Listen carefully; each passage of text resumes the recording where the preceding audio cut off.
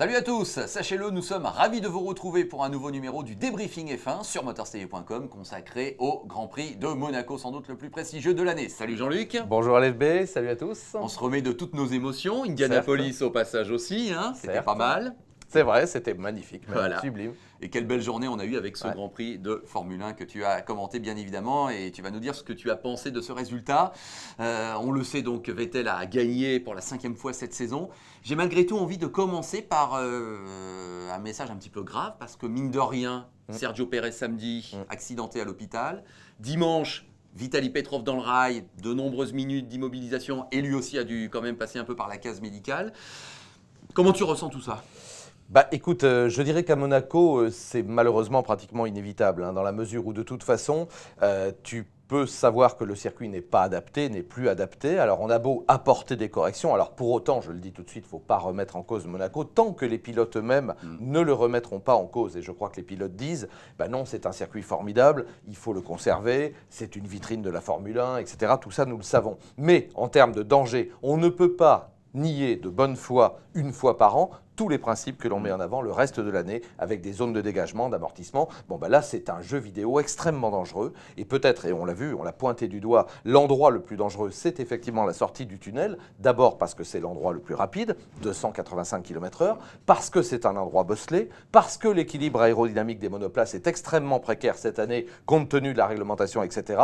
Et parce qu'un pilote, c'est là pour aller chercher la limite tout le temps. Et ça, on ne peut pas leur reprocher. Alors, Nico Rosberg est passé à côté du drame, voilà. Vitaly Petrov est passé à côté du drame. Pérez aussi, on a eu très peur pour lui, vraiment. On a craint, mais heureusement, le système de sécurité a fait des progrès considérables depuis Karl Wendlinger en 1994. Il avait très mal. Sur le moment, il a vraiment cru que... Et on voit juste au moment du crash, il sort les mains, il se tient le casque dans un geste, j'allais dire dérisoire, parce que je ne sais pas combien de jets latéraux il a pris, mais on imagine bien que si ça avait été trop, c'est pas ses mains, ça l'aide, mais on sait très bien que ce sont les vertèbres. Moi, je craignais un effet de cisaillement comme ça, terrible. Heureusement, le Hans, plus l'habitacle maintenant qui est bordé, a permis, et puis les dispositifs qui ont bougé, certainement d'1,50 m à 2 mètres. Voilà. Alors, le circuit inadapté, oui. Ce point-là à revoir au freinage, à la chicane du port, évidemment. Mais après l'accident de Petrov, là, on n'y peut rien. Il y a des rails partout. La piscine, ça passe à 2,30. Voilà, c'est tout. Quand on sort, il se passe ce genre de choses. Moi, ce que je crains le plus, je peux le dire après, mais je le dis chaque année, c'est au premier tour, un problème dans le tunnel, où ils sont à 260, 280, visibilité moyenne. Si un des premiers cartonne, je te dis pas ce qui se passe derrière. Voilà, il faut prier. T'as raison, oui, tout à fait. Dans quelques instants, je vais te poser une question sur Lewis Hamilton, qui a un petit peu défrayé la chronique. On va le mettre à part dans un premier temps. Revenons quand même sur le résultat de ce Grand Prix. Vettel qui gagne, oui, encore, certes, mais pas avec beaucoup d'avance. Et à un moment donné, est-ce que tu n'as pas cru que Button avait fait le plus difficile, à savoir s'emparer de la première place suite à un mauvais arrêt au stand de Vettel ? Bien sûr que si, je me suis dit ça y est, c'est pour lui. Et il s'est échappé en plus. Voilà, et après tout, ça n'est que logique. Il va réitérer son exploit, effectivement, d'il y a 2 ans, mais c'était dans des circonstances différentes. Je me suis dit, là, la stratégie était bonne. En plus, on sait qu'il ménage ses pneumatiques, il est capable d'utiliser son potentiel. C'est un pilote très fin, enfin, ça, c'est pour lui. Et puis, non, effectivement, à un moment, on l'arrête et Vettel, on le maintient en piste, et ça c'est exceptionnel. Il change de pneumatique au 16e tour. Et il faut aller jusqu'à 78. Et Donc chez Red Bull, on prend le risque de se dire qu'il faut que tu tiennes bon 60 tours. Et il le fait. Et c'est là qu'on voit qu'on peut dire tout ce qu'on veut, mais Vettel, c'est l'un des tout meilleurs pilotes au monde, sinon le meilleur aujourd'hui, probablement dans la meilleure monoplace, mais malheureusement, si on regarde ce qu'en fait Weber, on est obligé de conclure que c'est vraiment Vettel qui fait la différence, avec une stratégie de l'équipe qui est absolument remarquable. Donc c'est un boulot formidable, il le mérite. Alors après, il y a eu ce drapeau rouge, cet arrêt. Alors, est-ce que tu croyais que Vettel allait quand même résister pour encore 6 tours à Alonso et Button ? Je pense, je pense, parce qu'à moins qu'il commette une erreur, et lui aussi n'est pas, il est à la merci d'en commettre une, mais là, je pense qu'il est fort dans sa tête, je pense qu'il savait que sa monoplace était extrêmement large à ce moment-là, et que pour aller le chercher, il fallait faire une tentative désespérée, et probablement aucun de ses poursuivants ne l'aurait tenté. Voilà, puis il la voulait, sa victoire à Monaco, on sait bien qu'évidemment, il était le seul champion du monde à ne pas avoir encore gagné sur ce tracé. Donc c'était frustrant, c'était frustrant. Bon, alors, Lewis Hamilton, là, il y a beaucoup de réactions parce qu'il y a d'une part sa course, que je vais qualifier d'un peu brouillonne quand même, tu vas nous dire ça, et puis ensuite il y a sa déclaration un peu malheureuse, semble-t-il, de la fin de course. Bon, sur la piste, on le sait, il est parti 9e. évidemment, c'était déjà une grosse frustration parce que en qualif, avec l'accident de Pérez, évidemment, ça a été à avorter en quelque sorte. Oui, c'était une stratégie de qualification qui n'a pas marché. Mais on l'a senti dès le début très nerveux. Oui, très énervé, effectivement, prêt à tout, je dirais. Prêt à tout, sabre au clair et à l'abordage. Et on l'a vu après en comportement. Donc énervé, donc peut-être pas tout à fait lucide. Son talent n'est pas à remettre en cause. Mais vraiment, là, il a tenté des choses qu'on ne doit pas tenter probablement. Il a tenté à l'abordage, il a éliminé pas mal de monde. Bon, c'est normal qu'il soit sanctionné, c'est une course désordonnée, c'est un week-end à oublier pour lui, mais quand c'est mal parti comme ça, en général, ça ne revient pas dans le bon sens. Bon, alors il y a eu le drive-through suite à l'affaire avec Massa, et il y a cette pénalité aussi de 20 secondes à la fin du Grand Prix qui n'a pas modifié son classement, mais enfin quand même encore une pénalité suite à l'accrochage avec Maldonado. Ben oui, c'est limite scandaleux, quoi. Il tente un dépassement qui n'en est pas un. À cet endroit-là, on le sait très bien, à Sainte-Dévote, il y a a priori qu'une trajectoire, il faut être vraiment beaucoup plus rapide et au moins se mettre à l'intérieur et remonter au niveau de son adversaire. Il prive Pastor Maldonado d'un week-end formidable, d'un résultat mérité, donc on lui met 20 secondes et ça lui coûte rien, bah, c'est limite. Moi, à la place de Maldonado, je serais frustré et c'est limite scandaleux. Je pense qu'il a pété un câble. Il avait retiré le fusible ce week-end, Lewis Hamilton. Alors, Maldonado, Massa aussi, on dit que là, ça commençait à bien faire avec Hamilton, qui a été convoqué devant la direction de course. Et lorsqu'il en est sorti dans les interviews, les micros qui lui ont été tendus, on lui dit alors, encore une sanction. Il dit oui, c'est peut-être parce que je suis black. Alors, c'est honteux. J'ai pas d'autres mots. Ça confirme, c'est pas le Hamilton qu'on connaissait. Détrompons, c'est pas le garçon qui a été champion du monde. Parce que sinon, si son raisonnement est bon, il n'aurait jamais gagné un Grand Prix, il n'aurait jamais été recruté par McLaren, il n'aurait jamais été champion du monde. C'est tellement facile d'empêcher quelqu'un. Donc là, je peux pas imaginer une seconde. C'est un très mauvais argument. Je pense qu'il a perdu sa lucidité. Je suis certain, après une bonne nuit, une douche et un café, comme on dit dans les films américains, il n'y paraîtra plus. On va retrouver le vrai Hamilton, le pilote. En tout cas, tu as vu Martin Whitmarsh l'a remis devant la direction de course. C'est du grand n'importe quoi. C'est du grand n'importe quoi. Bon, donc Lewis Hamilton, oui. Restons calmes peut-être. Voilà, faut respirer par le nez, mon garçon. D'accord. Ça va passer. Alors, du côté quand même du classement et des pilotes qui marquent dans les points, Kobayashi, d'accord, c'est vrai que c'est peut-être Pérez qui avait un petit peu plus fait parler de lui depuis le début du week-end, mais au bout du compte, Kobayashi fait 5, avec une stratégie là aussi à la...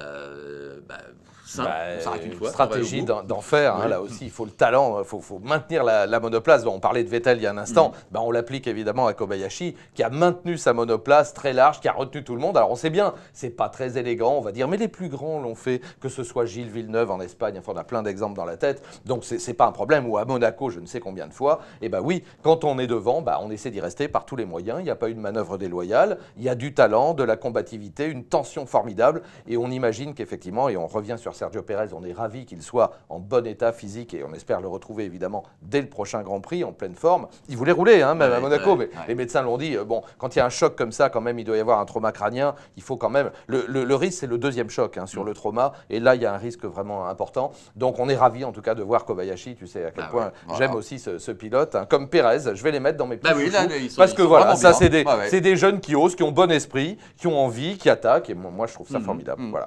La 7e place de Sutil, j'imagine qu'elle va lui faire plaisir à lui, parce que Di Resta commençait un petit peu à prendre les devants avec la fameuse affaire. On revient pas dessus, mais enfin peut-être qu'il était un peu troublé, notre ami Sutil. Là quand même, il est 7, donc des points importants. En revanche, il y a deux équipes, Jean-Luc, qui quand même, moi je trouve, marquent le pas, même si Heidfeld est dans les points, c'est Lotus Renault Grand Prix et puis c'est Mercedes. Et c'est clair. Alors, est-ce qu'il faut, et Éric Boulier s'est expliqué là-dessus, est-ce qu'il faut invoquer effectivement le trop bon début de saison finalement, parce qu'on a fait 2 podiums consécutifs.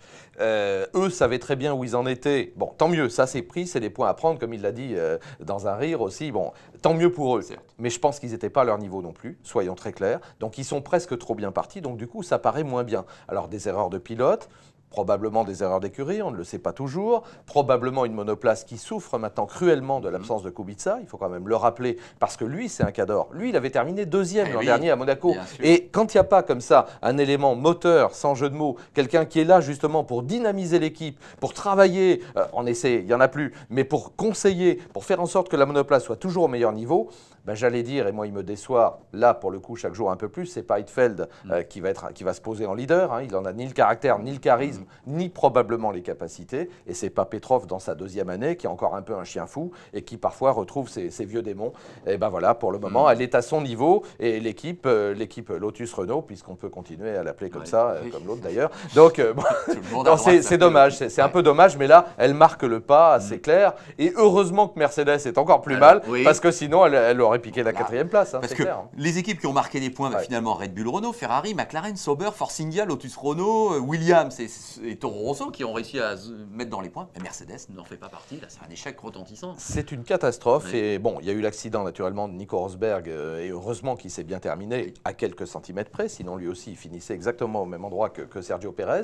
Mais du coup, ça a handicapé certes le développement de l'équipe et tout ce qu'on peut imaginer, mais pas vraiment Nico Rosberg qui s'est remis au charbon, qui a attaqué un très bon Michael Schumacher en qualification. Et puis après, une course lamentable. Et on l'a vu tout de suite, une dégradation des pneumatiques arrière qui a complètement perturbé l'équilibre des monoplaces. Et après, bon, quand ça part dans ce sens-là, mais là, c'est vrai que c'est lamentable, quoi. Nico Rosberg, 11e, il a dit lui-même, oh, j'étais pas dans le coup, etc. Et Schumacher, nulle part, qui s'arrête lamentablement à l'entrée des stands. c'est ça. Non, là, c'est une catastrophe, hein, vraiment. Bon, eh ben écoute, on va s'arrêter là. On espère pour nos amis de Mercedes que ça pourra rebondir lors du prochain Grand Prix au Canada. Vous savez que vous pouvez suivre les Grands Prix de F1 en live texte sur motorcb.com grâce à nos amis et partenaires de f1-direct.com. Voilà, donc dans 15 jours, le Grand Prix du Canada. Absolument. Beau circuit Ah oui, spectaculaire. très beau circuit, un magnifique. Des grands rendez-vous aussi Ah de oui, l'année, l'île on a- Notre-Dame, on aime bien. Ouais, Là. Puis il y a une ambiance ouais. particulière autour du circuit. C'est circuit naturel également. Hein. Bon, Non, merci magnifique. en tout cas de votre attention et donc à très bientôt. Salut.